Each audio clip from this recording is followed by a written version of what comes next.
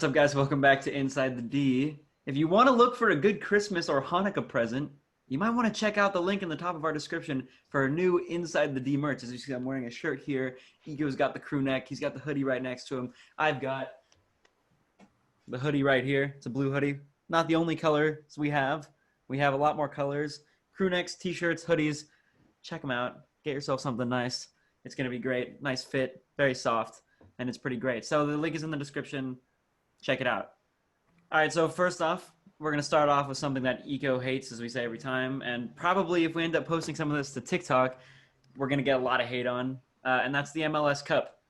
We don't really talk about the MLS as much, but we're going to talk about the MLS Cup Final, which was Columbus beating Seattle. Luke, you as an MLS guy, let us know your thoughts. Yeah, well, as an LAFC fan, it's great to see Seattle lose. That's beautiful. It sucks that LAFC is not up there. But I don't know. What are you going to do about it? It was a solid game. And little fun fact, it was actually the biggest goal difference in a MLS final ever, with a 3-goal difference. Which doesn't seem like a lot. You'd think there'd be more. No, yeah. I don't know when the MLS was created. I think in the 90s maybe. Like the MLS. Not like American Soccer League or whatever, but the MLS was created, I think, in the 90s. And it's crazy to see that 3 goals is the biggest deficit. But the one player that I want to point out, Lucas Zeloryan, man of the match, 2 goals and an assist, was involved in all 3 of the goals. Pretty good player. He played well. I don't know, Ego, did you watch the game? Don't answer that. It's gonna be a no. Can't say I did. I told him we weren't going to focus too much on this game because we got a lot to cover in this episode. But we just wanted to touch up a little bit on the MLS Cup. Seattle, could you say that they're the most dominant team in the MLS? I mean, that was their, I think, 4th MLS Cup appearance in 5 seasons. You could say they're like the AC Milan of the MLS. No, you cannot. No, you cannot. If anything, you have the LA Galaxy when they had Landon Donovan and Steven Gerrard and Keane, and they were dominant when it was them and the Houston Dynamo. The Europa League group stage and the Champions League group stage. Starting off with the Europa League group stage, we'll start off with AC Milan. You guys top the group. Yeah, I think it was obviously hard fought. We battled for that top spot with Lille. It came down to the last game. Lille needed to draw and we needed to win, and luckily that happened, which is great because we're going to be able to face, probably we're going to draw a less difficult team instead of drawing like a Tottenham, a Leicester. I wouldn't say Arsenal's a difficult team, but they're one of the more relevant ones in Europa League. So now we're probably gonna draw an easier team, which will be nice. There weren't really many surprises in the in Europa League. I think everybody we expected to come out did. All the top clubs topped their groups.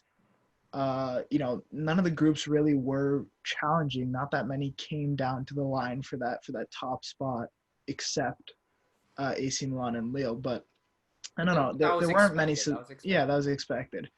But yeah, I don't think there were many surprises like we saw in the Champions League when there were a lot of surprises. Champions League always provides us a lot of surprises. The reason why you don't really see that many surprises in the Europa League because you have some top teams that are with some teams you've never heard of. I mean, Arsenal was 6 wins from 6, which was very good, but they were playing against teams like Dundalk.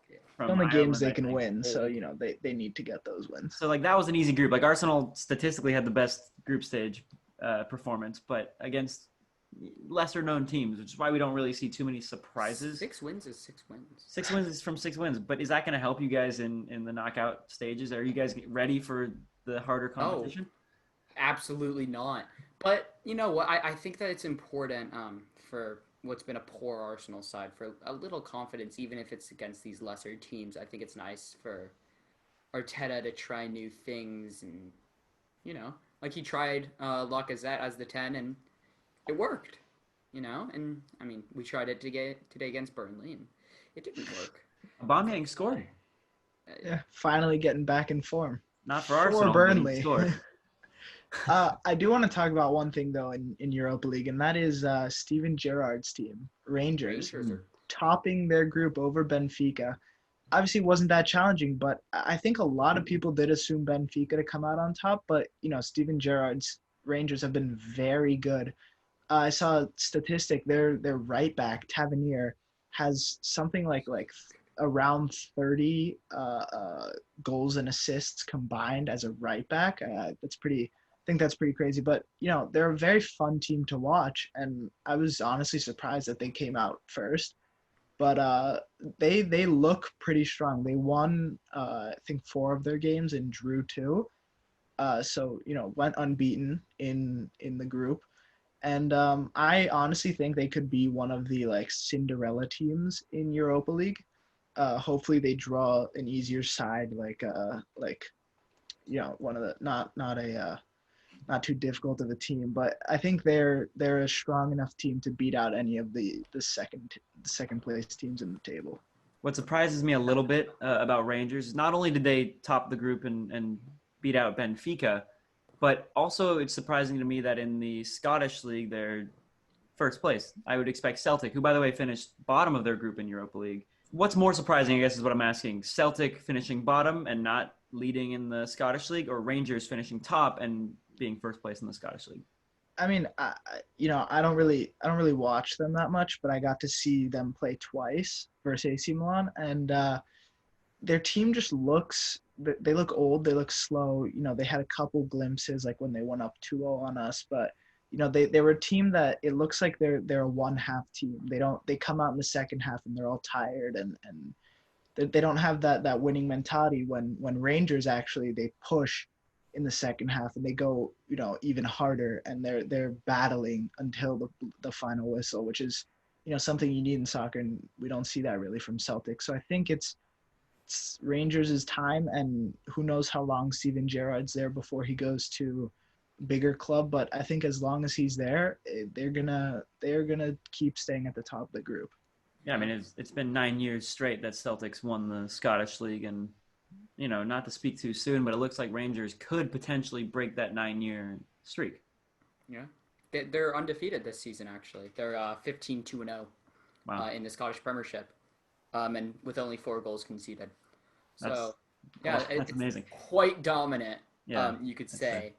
Yeah, they're 47 goals scored with 4 allowed, and they're 16 points clear of the team amazing in second. I mean, they don't have that big of a difference in teams from before Gerrard came in and after. It just shows that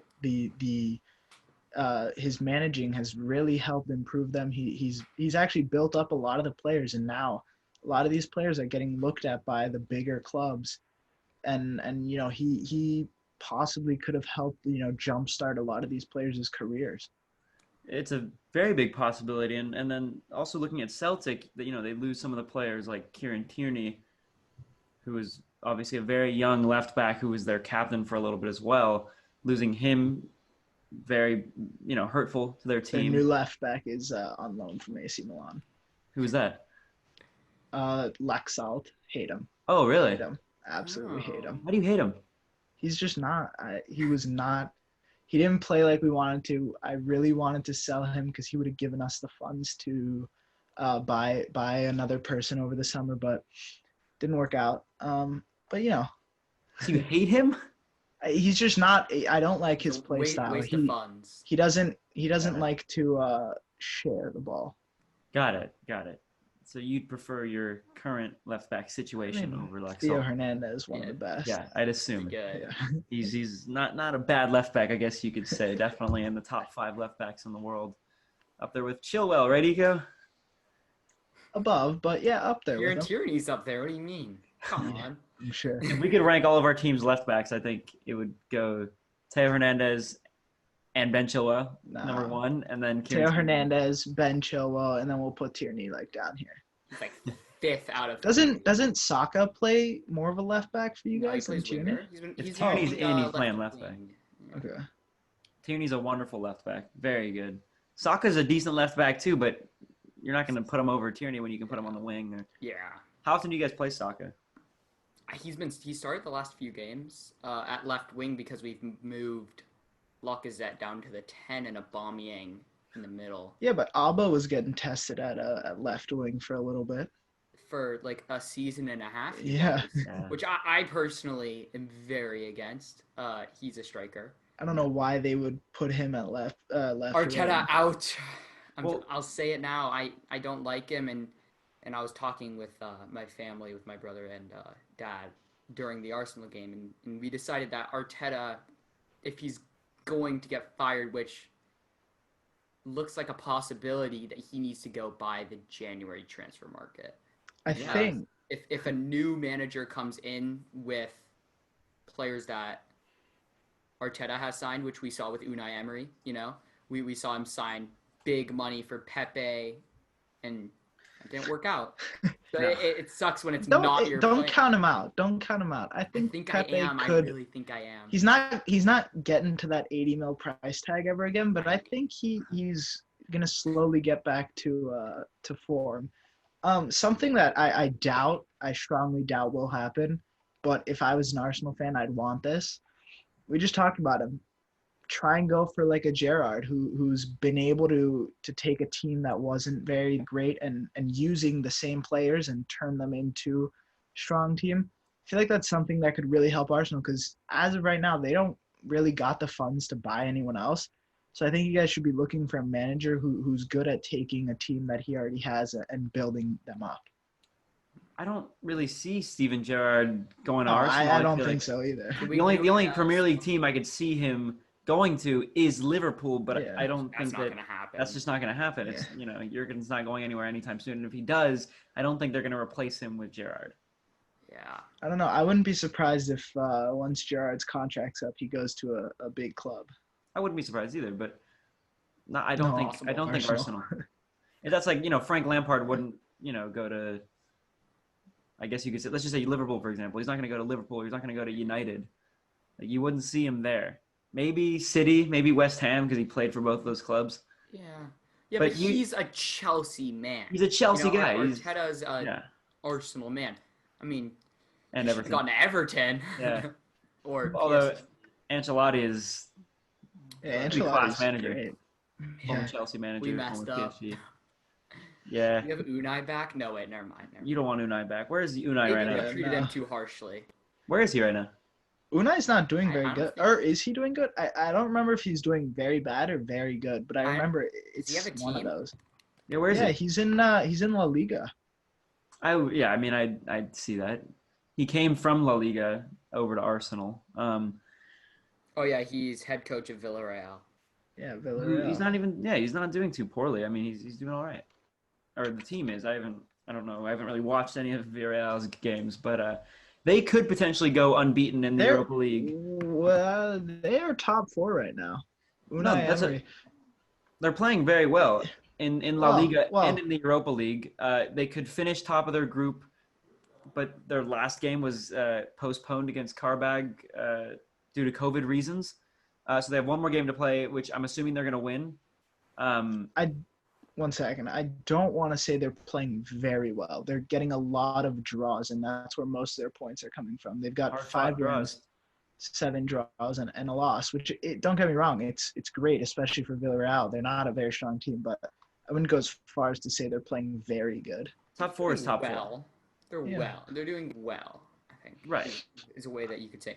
But I also think that a lot of the leaders in La Liga are just struggling, which is like also a big factor that like Barca is struggling and Real is struggling. Real's not really struggling though in They're La not doing Liga. as good as they should.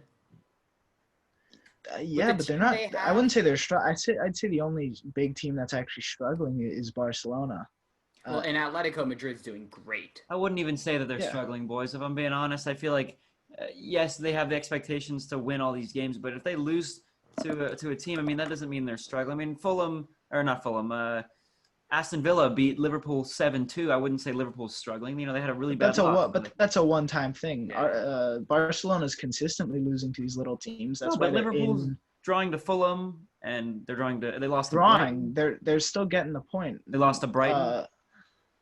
Okay, but look, Liverpool's what? Top? They're second right now. Barcelona 8th. You think can't say they're- they're not struggling. I don't know. Doesn't Barcelona have a few games back? Or a couple One. games back? One. One. Okay. I just don't look at them as struggling. I just think it's too early to call that. A team that you could say that is struggling, for example, is just Arsenal, because they're very low in the table and they should be a lot higher. Barcelona and Real Madrid will get their rhythm and they'll be back up. With that being said, Atletico Madrid could very well win La Liga. I wouldn't be surprised if they did. Talking about these big clubs, why don't we move on to Champions League? Could we see Barcelona struggling in La Liga, but we do know they're a pretty dominant team in Europe unless they're facing Bayern. But could we see them as a second place team in their table, taking out one of the top teams in their table? Yeah, I look at them as a dark horse. Yeah. I always try and point out the dark horses for the Champions League, and yeah, I look at Barcelona as a dark horse where on their day they're unstoppable. But it really just depends on who they match up with. I gotta see, the draw is tomorrow for the Champions League and the Europa League, so depending on who they match up with, we'll see. Like as a Chelsea fan who has the chance to potentially match up with Barcelona tomorrow, I wouldn't want that because when Barcelona's on their stuff, I mean they're unstoppable. Yeah, I think a strong Barcelona is really hard to stop, and especially when Messi gets in his groove, which we've seen him kind of on and off, and he's really been struggling with free kicks this year because I don't know if you guys have seen the video or not of how teams have been defending Messi's free kicks. They basically just put everyone in the box, like cover the goal with bodies, and they just head it out. I think he's like 0 for 40 for his last free kicks. He's really been struggling to find the net. And I think that the injury of Ansu Fati really doesn't help. Their center backs have been on and off. I just think that they've got a lot of work to do. But they could bring it back. Like, they've got a really strong side, and if they get their stuff together, they could get top 4. And I don't think that should be a problem for them. I'm sure top 4 seems inevitable for them. Yeah. I think somebody who doesn't get as much recognition though, Griezmann's playing pretty good for them right now. He's honestly, I'd say, leading the team right now. It's tough to say that when you have Messi, but as of right now, he looks the strongest on that team, which I'm very happy about because I love him, and he's finally getting the time he deserves now that Suarez is gone. Exactly, and he's getting the goal, he's getting the assist. It's just hard because now a lot of teams are basically focusing on him and Messi because they're really the only two guys. I guess Dembele sometimes. Well, they're really the only main two guys that are attacking on that team. I'm gonna butcher this name. Brightweight, their new signing. It's been good. He scores. Like I think that he gets tap-ins. A goal's a goal. It goes in the back of the net. It was a pointless signing. But it was. Very. But it was like Choupo-Moting to Bayern Munich. But he even PSG, for them, Yeah, who knows? I think that signings like those are really important for a team to have a solid backup striker. Like for Chelsea, they've had Oli Giroud, who's it's gonna be Timo Werner. Not their backup anymore. But it's really nice for a team to not always have to rely on a Messi or not always have to rely on a Griezmann to just put one in. Right. It's nice for a club like Chelsea to, Timo's in a slump right now, and they just chuck Oli or Tammy in, and he's going to do his job. And even Tammy's not playing too poorly. He's playing well. Chelsea's got 3 decent strikers, and I mean, Oli Giroud's the only striker that they're not going to put out on the wing or at the 10. Like Timo, they can put on the wing or at the 10. Tammy, even they put him on the wing a little bit. Giroud's staying at striker. There's no way he's going to play on the wing. But I understand. It completely makes sense to me that you're going to need that backup striker. So Choupo-Moting, Braithwaite, 100%. I understand it a little bit, but to me still, it's like I don't understand it as much. You do have I don't think he's a Barcelona level player. You do have he's not backup bad. striker in Antoine Griezmann. He plays on the wing, but he can play striker. He's played striker. He's starting at striker now. Exactly, that's what I'm saying. You've seen him play at Sociedad and Atletico. He can play striker. I just feel like almost a pointless signing for me.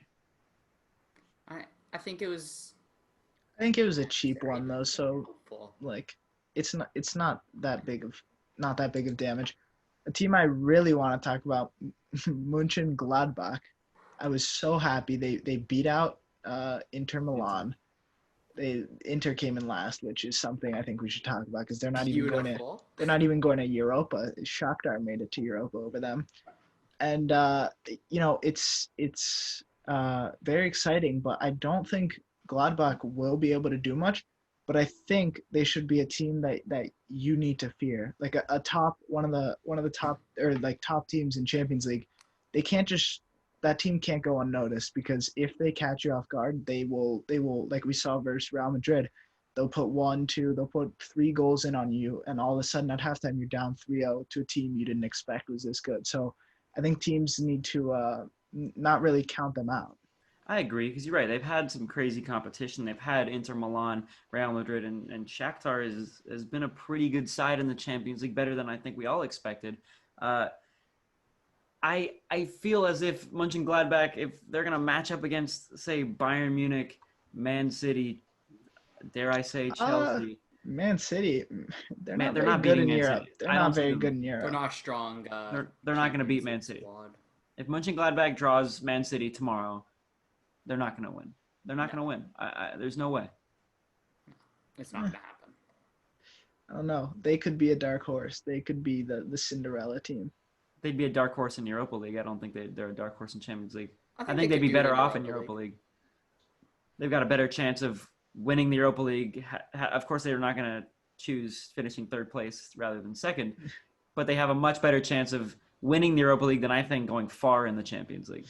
Hey, they forced Inter into last, which was something I was But also, quite Inter excited had to poor see. performances across the board, Very poor. which I think helps. I think they made the mistake last season to not get a change at manager. Conte is not. He's not good. He's not Okay. he bad. he forces a lot of. They have a lot of talent that he doesn't like them personally, so he won't play the Ericsson.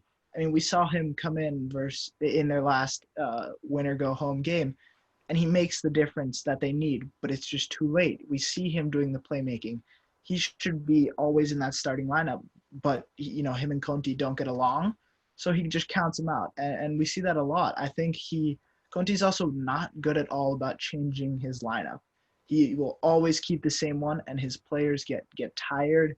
They don't have the fitness to be able to play every single game like Conte's doing. That's why we see them have these good runs, but then they'll go like 3 weeks straight of draws and losses. So for me, Antonio Conte was the manager at Chelsea when we won the league in 16-17. I don't necessarily think that Inter would have a better replacement for him at the moment. I think sticking with him was a good decision. I think that they had the opportunity to sack him when they lost in the Europa League final last year. But I think that Luke's gone. Luke's gone and disappeared. But anyway, like I was saying, I think that they made it to the Europa League final. They lost, of course. But I think it was a good decision sticking with Antonio Conte, and I think that sacking him would be a poor decision to do right now. I don't know. We also see him. He's not a great example for his players, and obviously, he's not, but it's the idea of lead by example, and we see him on the sideline yelling at the ref. He gets carded almost like every other game. He's not a good example for his players to see because they're going to do that, and then we're going to start seeing the booking and the red cards, and they're going to be out. You gotta be more respectful as a manager. It's the same idea that we were talking about with Jurgen. You can't be going crazy as a manager because you're the one who needs to set the tone for the rest of your players. Yeah. It's interesting that you connect the Jurgen Klopp interview that we talked about and Antonio Conte, because I was actually going to disagree with you, but now that you bring that up, I do understand it a bit more. What I will disagree with is, Conte is one of the most passionate guys out there. I mean, I definitely saw him celebrating goals for Chelsea, and he would run to the fans, jump into the stands. Like he's one of the most passionate guys in the world at the moment in terms of football. Yeah, but he goes and runs into the stands, and then 2 minutes later they score on him and they go back down. But I really don't see a problem with his passion, and I don't think it's not like he's the coach of a elementary school team, and he's really leading by example like that. If Antonio Conte gets booked, I don't think that encourages his players to now overreact and get booked as well. Yeah, but look at like the top managers in the world and why they're so good. They keep their cool no matter what. If you're up or down, like Jose once said when he was playing versus Barcelona, he said, "No, I won't ever celebrate a goal because I know that even if I'm up by two, they can always come back." It's about keeping your calm, and you don't ever want to like celebrate early. But it's not just the goals. As a manager, you never want to overreact too much in a positive or negative way. It's more about either keeping how you're going or fixing the problems. We see him yelling a lot to player and getting mad at them, but not really showing them how to change. A manager's supposed to tell their player like, no, you need to go back. You need to go back. Like come over here. He more just yells at them and says like, oh, you're playing terrible right now, or just will pull them instead of trying to fix their problem. I see that completely. And even taking those things into consideration, I always think of the expression, if it's not broken, don't fix it. Yes, they did finish in the bottom of their group. Not expected and very poor. However, right now they're currently second place in Serie A. You don't want to bring a new manager. They're in pretty good form in the Serie A. The European Champions League run is over. It's over. You got to get over that. You got to keep going forward. You have a legit chance of possibly winning the Serie A. You're in good form in the Serie A. Don't change up your manager. Yeah, I think it's important for them to just stay on task right now because Champions League, like Aiden said, is out. It's out of sight, out of mind. I think it's important because Juve isn't doing as well in Serie A with the lineup that they have that they It's should. inevitable they're going up though. Yeah, but it's an open league right now.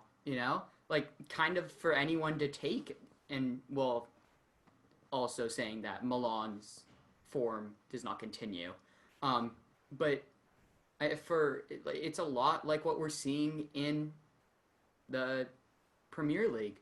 We're seeing a really open table, and we're seeing Chelsea, we're seeing Tottenham really taking advantage of this, and teams like West Ham, who I don't think anyone predicted to do as well as they are doing very well, and they're taking advantage of this openness that we're seeing in a lot of leagues right now because of injuries and because of all different kinds of factors. But I think it's really important to keep in mind that some teams right now are just going to focus on their leagues because they know this could be our year to win it.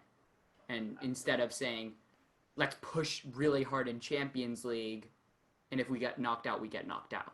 Absolutely. Like you said, the openness right now in all of Europe's top 5 leagues is very open. It's any man's game. But even looking in the Bundesliga, I think Leverkusen can be up there. I think Leipzig can be up there. And then looking at the Serie A, Juventus have won 9 Scudettos in a row. So I think that Milan has a chance, both Milans. Back, baby. There's a chance. There's a chance that Juventus might not win the league this year. Premier League, it could be Tottenham, it could be Chelsea, it could be Leicester even. Yeah. Of course, it could be Liverpool again, but who knows? It could really be anyone.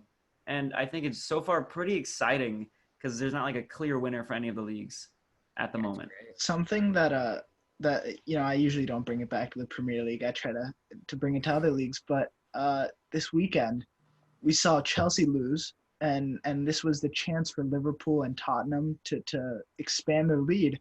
They both dropped points. They both drew. Oh no, Tottenham drew and Liverpool lost, right? No, they both drew. They drew. Okay. Yeah. Those are 2 points taken from them. They could have gone up by what, 4 points on you guys? So, would have been like a 2-week difference, kind of. Mm-hmm. It's you can't drop points to these little teams, and it's something that I used to see a lot with AC Milan, and that's why we had a lot of problems. We were drawing to these teams and not winning, so we were losing those 2 points. And especially when it's like if you win, you're gonna easily claim the top. You cannot afford to draw or even lose. Yeah, especially we're very lucky as Chelsea fans. We're very lucky with the events that happened after our game this weekend. Losing to Everton was very tough. They didn't have James Rodriguez. We didn't have Ziyech and Pulisic, but we should still be beating that Everton side. I think we were the better team that day as well. We just got unlucky with a lot of things. It was a good game. It was a good game. No, it was definitely back and forth, but I do think Chelsea was the better team overall. But we were very lucky to have Fulham draw against Liverpool and Tottenham draw against Palace. I think I was very, very excited waking up and seeing those results. I don't think that Liverpool should have won the game. I do think that Fulham had more chances. I'm not going to say they played better, but they had more chances. But I don't think that Salah goal should have been a goal. I don't think that was a pen, in my opinion. I don't either. It's the typical VAR though. It's getting down to the tiniest detail, and it's sucks to suck. Luke and I were talking before the podcast. We're like, we're not bringing. We're not going to talk about VAR. We're not going to talk about VAR. We're talking about VAR. No. Let's not talk about it. We spent a lot of time last time. I'll give a little wrap up to this VAR conversation, but I think the reason we talk about it so much is it's changing everything, and it matters so much. And you see a lot of teams I wouldn't say abuse it, but get it used a lot in their advantage. Mm-hmm. And I don't know, it needs to be changed. Kind of end of topic. Yeah, we're not going to get into that again, as we've gotten into it the last 2 episodes, and we had an entire 30-minute segment about it 2 episodes ago. Going back to not just the Champions League or the Europa League, but just Europe in general, all Premier League teams involved in Europe topped their group in the Europa League and the Champions League, except for Manchester United. They finished 3rd. That's a pretty good stat for England. I think it's really impressive. I think it kind of shows the league that the Premier League is. It kind of just puts it out there. Hey, we are dominant over the rest of Europe, and I mean, I don't know what we're gonna see this year. A couple of them are. I wouldn't say Arsenal is dominant. Yeah, top of the group. You guys got lucky to even get into Europa. Top of the group. You know, you guys only got into Europa because you beat Chelsea, right, in the FA Cup. That is correct. Yes. What a game. But I think that I don't know what we're gonna see this year in Champions League. And I don't really want to be one to put predictions into that because no one knows what's going to happen. But in Europa League, I think we really could see Tottenham going all the way. I hate saying that. I don't want them to get a trophy ever. But they're so good right now, we could see them going all the way. Leicester's great. We could see them going all the way. Manchester United, good enough. Could go all the way. Arsenal. No. Gonna lose next round. Yeah. I think it's interesting to just show that, like, even what you could describe as the B teams in each league are doing really well. Whoa. Well, like, AC Milan is not a B team. I'm saying in Premier League, the B teams in the Premier League are, like, Leicester are doing very well in Europa League, and I think it just shows the league that Premier League is. Also, The B team comment, I just want to go on that. Sorry for interrupting you, but just a quick thing about the B team comment. Out of the top. Yes, AC Milan is in top form, but they've been known as a B team the last however many years. They finished 6th, 7th consistently. So I think it's fair to say that they are in that B team. First of all, like 6 years, but don't act like it was like a decade. It was 6 years. 6 years is a lot. 6 years is a lot. All right. Well, yeah, but I think it's inevitable that we're going to see there's the teams that we know we're most likely going to see in the final for both Europa and Champions. I don't want to jinx anything. Europa, it's definitely going to be Tottenham, Leicester, Man U, or hopefully AC Milan, one of those 4. Though I think that somehow, unless they have to face each other earlier, those are going to be the final 4 teams left. And in Champions League, the English teams didn't do that well last year, but I think we're going to see a difference this year. But it's like Bayern's making it to the end. PSG. Maybe we see PSG again. I mean, those teams are looking pretty strong right now. But Neymar's injury today, Aiden told me about this earlier. I didn't even know it happened. I watched it. It looked like he could have possibly torn an ACL. I mean, his knee moved very awkwardly. He stretched it off. The loss of Neymar could cause PSG to not be able to make it that far. I mean, they have Keane, who's playing well, but he's no Neymar. He's not going to be able to fill that role. Yeah. So that could limit them. No offense to Aiden, but as of right now, who knows what happens in the future? It's very early. I really don't see Chelsea going to No. being one of the last 4 teams. It's going to be like Liverpool or Man City if it's a team from England. But there's the big clubs that you're going to see in the end.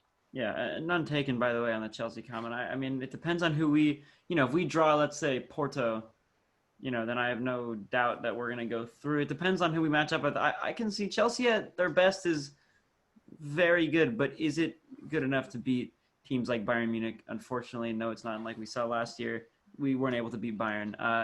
I think Bayern are the clear favorites to win the Champions League again. Yeah. I can't I see mean, their team's only gotten better, and other teams have gotten better, but not by much.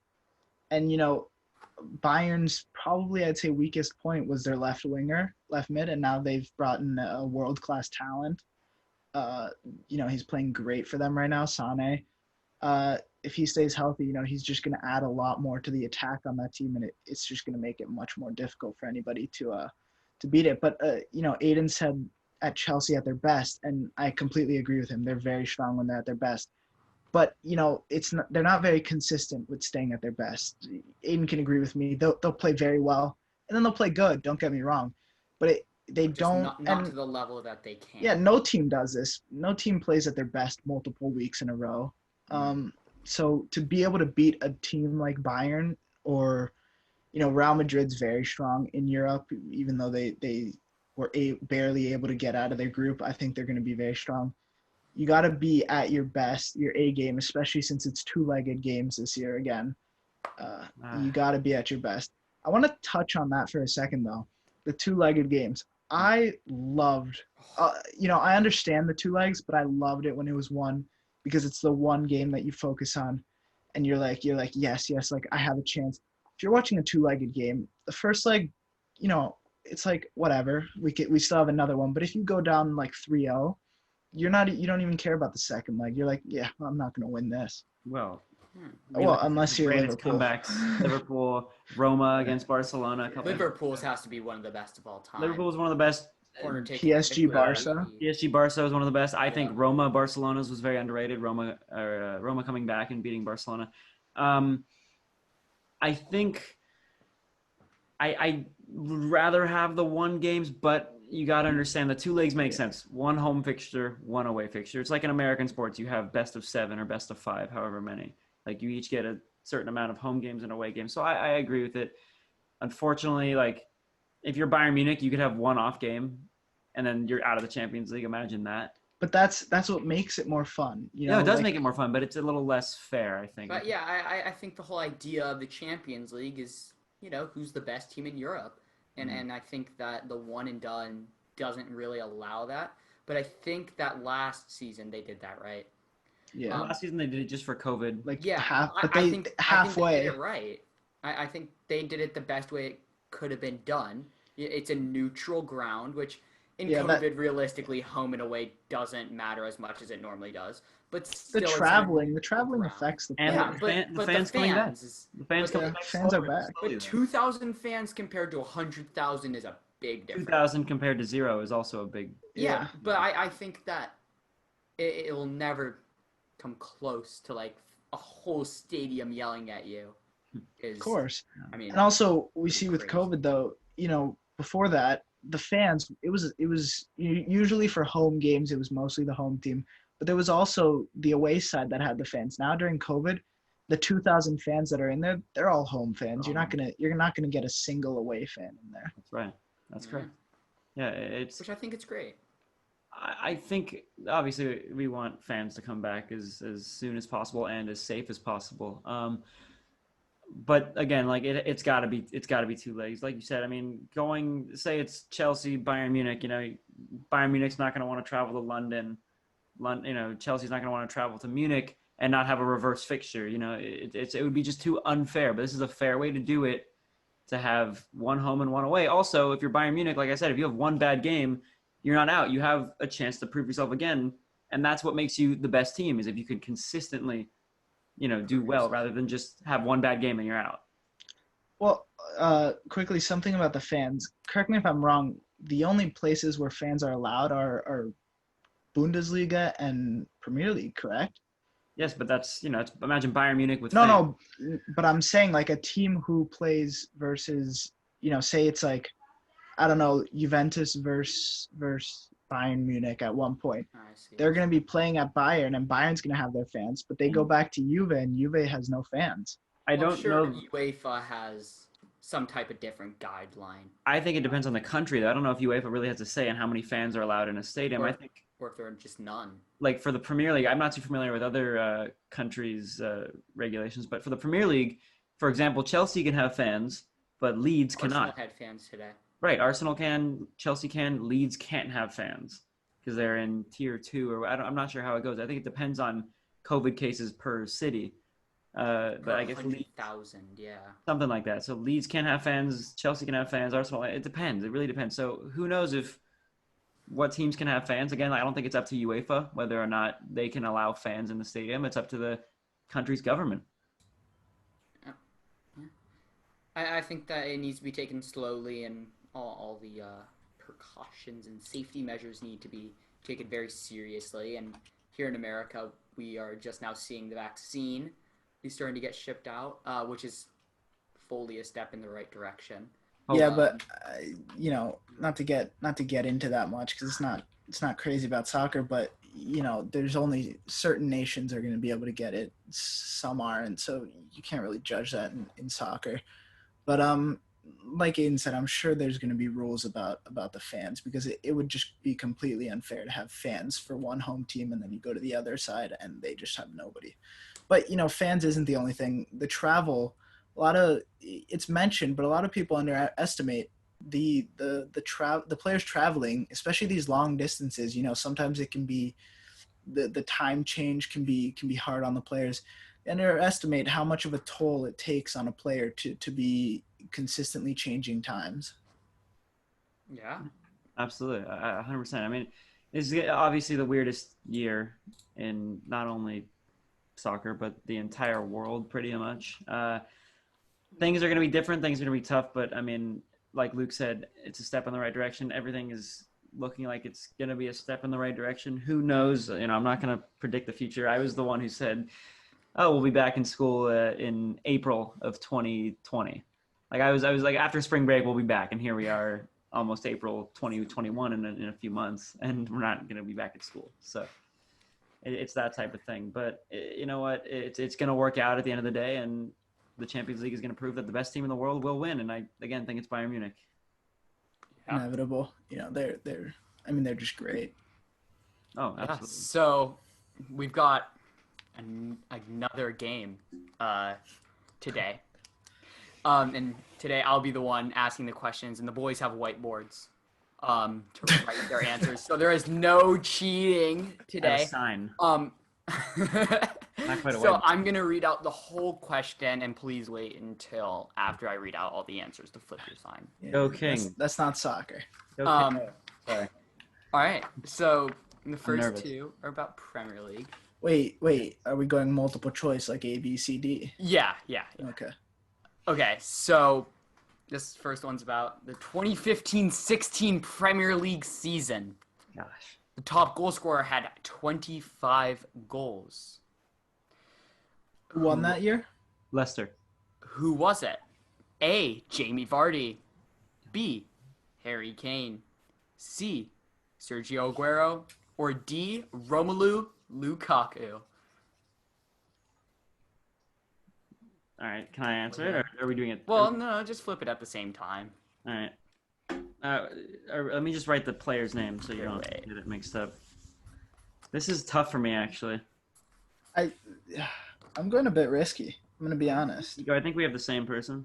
I think this was the one season he was good. All right, you ready? 3, 2, 1.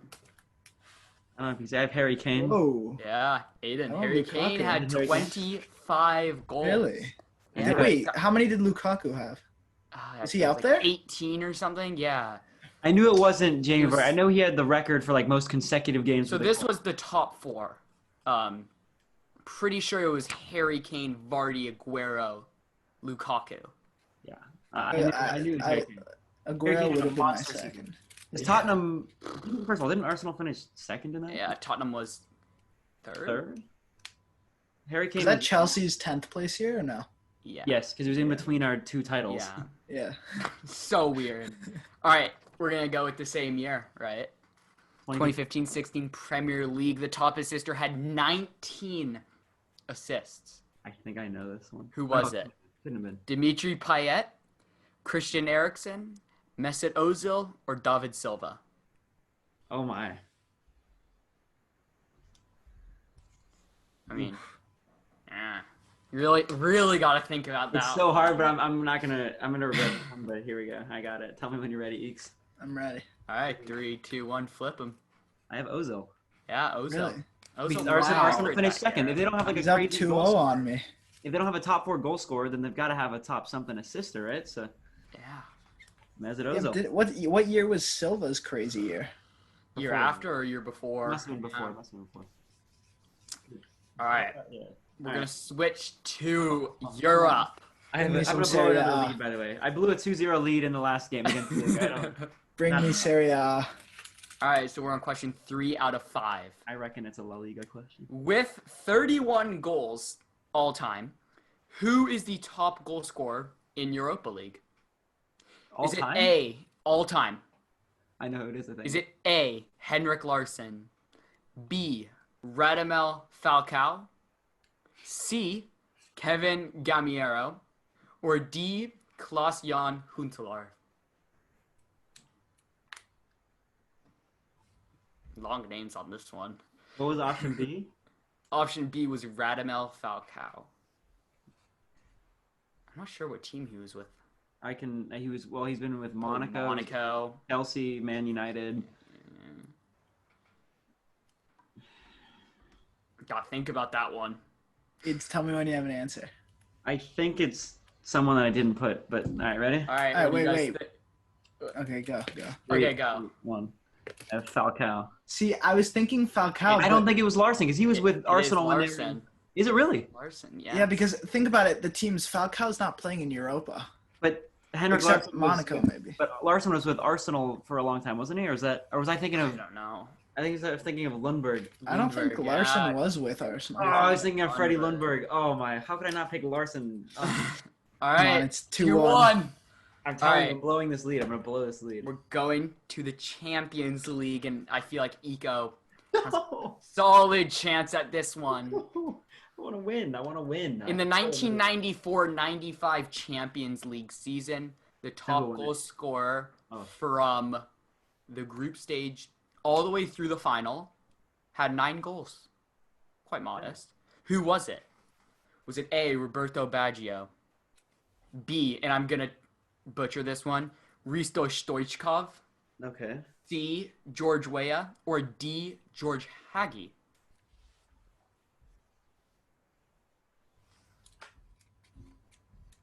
Now this is a little tricky. It's a little tricky. You may want to think about your answer. You may want to think where these. Do you know who won it that year? Because I think it was Ajax. I'm not sure, but you're I don't gonna think you want to named think an Ajax player. I could be where wrong. were these players? What teams were they on? I know which. I think I have an answer.